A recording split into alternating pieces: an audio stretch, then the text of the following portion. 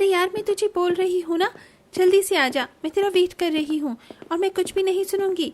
पैसों की टेंशन मत ले, मेरे पास अपना क्रेडिट कार्ड, डेबिट कार्ड सब कुछ है। तेरी अमीर सहेली तुझे सब कुछ दिला सकती है, यहाँ तक कि ड्रेस भी। अब जल्दी आ जा, सिटी मॉल के पास हूँ। अरे हाँ बाबा। अरे मैडम, ओ मैडम, हेलो, ए हट जाओ आप वहां से। ये मैडम जी तो बिल्कुल भी नहीं देख रही, पीछे से ट्रक आने वाला है, अब मुझे ही कुछ करना होगा। राहुल अनामिका को अपनी तरफ खींच लेता है और उसकी टक्कर होने से उसे बचा लेता है। दोनों गिर पड़ते हैं, फिर राहुल उसे उठाता है। सॉरी मैडम, मैंने आपको खींचा पर मेरे पास कोई ऑप्शन नहीं था। आप ठीक तो हैं? जी मैं बिल्कुल ठीक हूँ। आप नहीं होती तो मैं तो भगवान को ही प्यारी हो जाती। आपके हाथ पर चोट लगी है, हॉस्पिटल चलिए।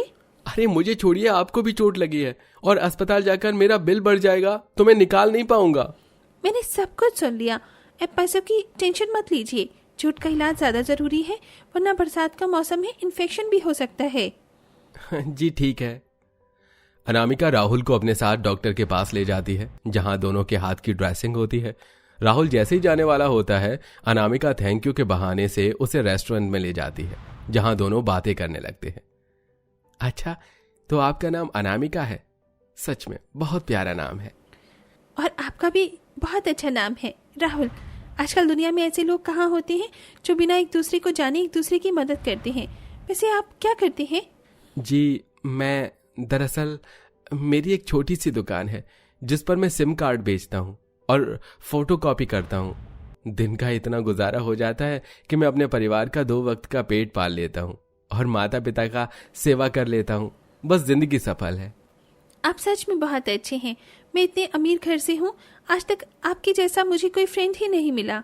बहुत हम्बल और डाउन टू अर्थ हो आप। और आप भी बहुत स्वीट हो। हाँ, अब मुझे चलना चाहिए। राहुल वहां से चला जाता है। अनामिका राहुल के बारे में सोचती रहती है, इतना कि खाने पीने का ख्याल ही नहीं रहता और ना ही कॉलेज जाती है। चौथे दिन इतनी याद आती है कि वो उसे ढूंढते हुए उसके फोन की दुकान पर पहुंच जाती है। अरे राहुल, तुम कैसे हो? वो एक्चुअली क्या है ना, मेरा रिचार्ज खत्म हो गया है, मेरा रिचार्ज कर दो। अरे यार, पैसे दे देना, उसके रेट बढ़ गए हैं, मैं फ्री में नहीं कर पाऊंगा। अरे मजाक यार। अरे अरे कोई बात नहीं, मैं अमीर घर से हूँ पर तुम थोड़ी हो, और वैसे भी मैं तुम्हारी शॉप पर आई हूँ, पैसे तो बनते हैं। अच्छा, तुम्हारा नंबर 92436 है ना? अरे नहीं अनामिका, 936108 ये है। चाहिए नंबर तो मांग लो ना, ऐसे क्यों कर रही हो? तुम्हें पता चल गया ना, अब रात को बात करना मुझसे। दुकान से बाहर आकर अनामिका प्यार से अपने सिर पर खुद को मारती है। मुझे क्या हो गया है?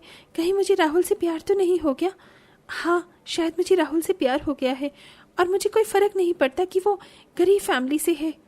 रात को दोनों चैटिंग करते हैं और अब तो वीडियो कॉल होने लगती है, और दिन गुजरते हैं तो घूमने लगते हैं, और फिर अनामिका राहुल को प्रपोज कर देती है। लेकिन गरीब होकर राहुल उसके फैसले को ठुकरा देता है। तभी अनामिका उसके सामने अपनी नस काटने की कोशिश करती है। इतने में राहुल उसके हाथ से चाकू फेंक देता है। अरे तुम पागल हो क्या अनामिका? इतना सब कुछ हो गया है और तुम जानती हो कि मैं गरीब हूं, फिर भी।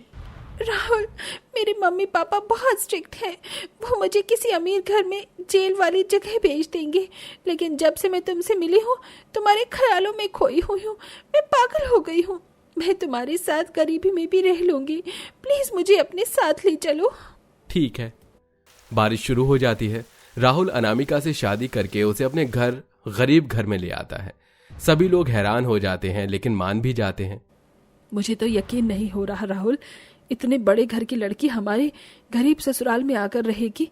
बहू तो कैसे रहेगी? माँ जी, मैं रह लूंगी, आप मेरी चिंता मत कीजिए। ये आहा, ढोली तारो ढोल बाजे, मेरी तो नई भाभी आ गई। भाभी, अगर आपको किसी भी चीज की प्रॉब्लम हुई ना, तो हम सब है ना आपका ख्याल रखने के लिए। आइए अंदर।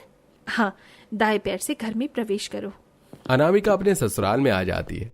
उस वक्त उसे कोई काम नहीं करवाता।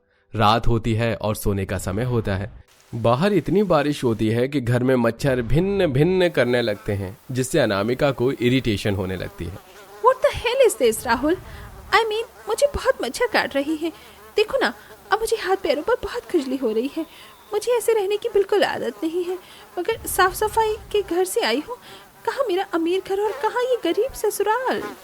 अनामिका, यही बात तो मैं तुम्हें समझा रहा था कि तुम बड़े घर से आई हो, कैसे हमारे घर में रहोगी। तुमने वादा किया था, थोड़ा एडजस्ट करने की कोशिश करो, चद्दर ओढ़ के सो जाओ। बारिश के मौसम की वजह से मच्छर हो रहे हैं, मैं कल मॉर्टिन ले आऊंगा। All right.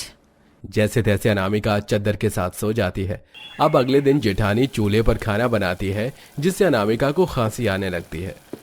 अरे देवरानी जी, तुम आ गई, आओ खाना बनाओ, दूध गर्म हो चुका है। वॉट, मैं और चूल्हे पर खाना बनाऊंगी? मुझे नहीं आता बनाना, मुझे गंदा सा लग रहा है यहाँ पर, बारिश के मौसम में गीला गीला लग रहा है। बहू, बरसात के मौसम में अक्सर हवा में नमी हो जाती है, जिसके कारण सब कुछ ऐसा ही लगता है, लेकिन वो होता नहीं है। क्या पापा जी, मेरे घर में ऐसा नहीं था जब मैं बारिश के मौसम में वहाँ रहती थी। यहाँ का तो अलग ही लॉजिक है, रात को भी चैन से सो नहीं पाई, ऊपर से पंखा इतना अच्छा है कि मच्छर भी नहीं भाग रहे थे। भाभी आप चिंता मत करो, आज रात आपको परेशानी नहीं होगी। गुड, ऐसा ही होना चाहिए। फिर नंद और जेठानी खुद खाना बनाकर तैयार कर लेते हैं और रात होने पर राहुल अपनी पत्नी के लिए छोटा पंखा और मॉर्टिन ले आता है और अनामिका के सोते वक्त राहुल दोनों को चला देता है। वाह, अब सही लग रहा है, लेकिन मेरी अमीर घर जैसी फीलिंग नहीं है यहाँ। अगले दिन अनामिका चूल्हे पर खाना बनाने की कोशिश करती है, लेकिन खाना जल जाता है। कोई बात नहीं बहू, तूने कभी बनाया नहीं है, इसीलिए ऐसा हो रहा है। मैं तुझे सिखा दूंगी, देख ऐसे करते हैं। हाँ, गरीब ससुराल में आई हूँ, यही सीखना रह गया है मेरे लिए। कुछ देर बाद बारिश इतनी झमाझम होने लगती है कि तृषा, माँ आलू प्याज के पकौड़े बना दीजिए। अरे बेटा, घर में बेसन नहीं है, पर मैं आटे के पकौड़े बना देती हूँ। पकौड़े तो पकौड़े होते हैं। सास पकौड़े बनाकर ले आती है। सब लोग बड़ी खुशी से खाते हैं, लेकिन अनामिका मुंह से निकाल देती है, छी, आप लोग भी कैसे पकौड़े बनाकर खा रहे हैं? बिल्कुल भी टेस्ट नहीं आ रहा। इतना गरीब है क्या मेरा ससुराल? मैं अपने अमीर घर में ना 10 तरह के पकौड़े बनवा लेती थी नौकर से, लेकिन यहाँ तो मुझे एक भी नसीब नहीं हो रहा। अरे अरे अनामिका, हम लोगों को इस तरह से खाने की आदत है, गरीब है ना हम, पर तुम्हें नहीं है। मैं अभी तुम्हारे लिए बेसन के पकौड़े बना देती हूँ, अच्छे अच्छे। जेठानी बारिश में भीगकर किसी तरीके से बेसन लेकर आती है और अपनी देवरानी को बढ़िया पकौड़ी बनाकर खिलाती है। हाँ, ये तो बहुत स्वादिष्ट है। थैंक यू जेठानी जी, आपने मेरे लिए इतना क्यों किया? बारिश में भीग गई आप। अरे, तुमने अपना घर छोड़ दिया हमारे प्यारे से देवर जी के लिए, वो भी सब कुछ जानने के बाद भी, तो क्या हम तुम्हारा ख्याल नहीं रख सकते? जी। सब लोग हंसी खुशी से बरसात में पकौड़े खाते हैं, लेकिन कुछ देर बाद बारिश इतनी बढ़ जाती है कि घर की छत से पानी टपकने लगता है। ओ माय गॉड, क्या हो रहा है? माँ जी, पापा जी, आप सब जल्दी से घर से बाहर निकल जाइए, ये घर टूट रहा है, हम डूब जाएंगे। अरे भाभी, आप डर क्यों रही हो? कुछ नहीं होगा। ये तो हर साल बरसात में घर से पानी चूने लगता है। हम अभी यहाँ पर बर्तन रख देंगे तो पानी उसमें इकट्ठा हो जाएगा, फिर बाहर फेंक देंगे। आप लोग कैसे इस घर में रह सकते हो? इस पानी के इकट्ठा होने से कहीं मच्छर वगैरह दोबारा हो गई तो प्रॉब्लम हो जाएगी। आप जानते हैं ना, डेंगू मलेरिया हो जाता है। अरे बहू, परेशान मत हो, हम ऐसे ही रहते हैं और तुझे कुछ नहीं होगा। ये पानी अभी बाहर फेंक देंगे, रात को मॉर्टिन लगा देंगे। सभी लोग जगह जगह छोटा मोटा बर्तन रख देते हैं और उसे भर जाने पर उसे घर से बाहर फेंक देते हैं। ऐसे करीब 3-4 दिन तक बारिश में होता है। अनामिका अपने गरीब ससुराल में बहुत अनकंफर्टेबल हो गई थी। वहीं 2 वक्त की रोटी का गुजारा बड़ी मुश्किल से हो रहा था। राहुल का काम जो नहीं चल रहा था और उसी रात अनामिका को डेंगू से इतना बुखार हो जाता है कि घर वाले खुद बारिश में भीगकर उसे अस्पताल ले जाते हैं। डॉक्टर उसे डेंगू की शिकायत बताता है, जिसके बाद 3 हफ्ते तक घर वाले उसका बहुत ज्यादा ख्याल रखते हैं। इस बीच अपनी परवाह देख अनामिका का दिल पिघल जाता है। मैं कितना बुरा इंसान हूँ, मेरी पत्नी अपना महल छोड़कर मेरे साथ रह रही है और मैं उसे बरसात में हो रही तकलीफों से भी नहीं बचा पाया। अरे, इसे डेंगू हो गया माँ। घबरा मत मेरा बच्चा, बहू ठीक हो जाएगी। देख, हम उसका कितना ख्याल रखेंगे। और घर में वो क्या बोलते हैं, पेस्ट्री कंट्री। माँ, पेस्ट कंट्रोल, जिससे सारे कीड़े मकोड़े मच्छर भाग जाते हैं।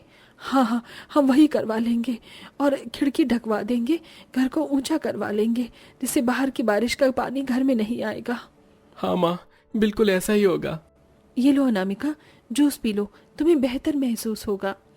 थैंक यू जेठानी जी। मैं आप लोगों पर इतना चिल्ला रही थी, बार बार अपने अमीर घर का कंपैरिजन अपने गरीब ससुराल से कर रही थी। इसके बाद भी आप मेरा कितना ख्याल रख रहे हैं।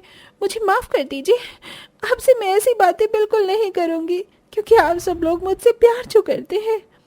हाँ बहू। जिठानी के हाथ से अनामिका जूस पी लेती है। सब लोग उसका बहुत ख्याल रखते हैं। वो कुछ दिनों में ठीक हो जाती है और राहुल किसी तरह दिन रात मेहनत करके घर में खिड़की लगवाता है, घर की छत की मरम्मत करवाता है और पेस्ट कंट्रोल करवा देता है, जिसके बाद बरसात में उनका घर सुरक्षित हो जाता है और वो सब खुशी खुशी रहने लगते हैं।